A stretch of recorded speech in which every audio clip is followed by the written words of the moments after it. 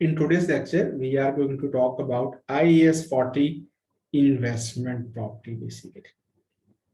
So first of all, we will look at the definition. What do we mean by investment property and how this investment property is differentiated from our property of IAS 16 property plant and equipment, IFRS 5 non-current assets held for sale. It might be different. How it is different from a property that is constructed according to IFRS 15, how it is different from IFRS 16 and other assets as well.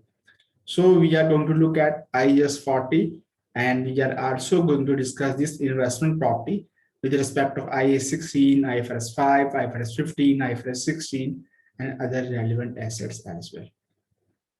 So let's look at the contents of IAS 40 basically. First of all, we will look at the definition. Then we will talk about some of the examples of investment properties basically. Then we will look at the initial measurement, how we can record our investment property initially and how we can record them after initial measurement.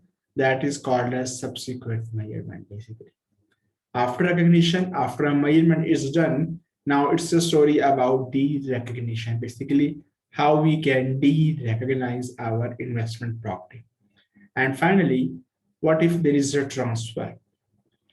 Normally we talk about investment property, but if there is a change in use of investment property, so it means our investment property might not be classified according to IAS 40. Any other standard, just like IAS 2, IAS 16, IFRS 15, IFRS 16, or any other standard might be applied, but there is a condition that usage must be changed. And finally, we will be talking about the disclosures as well.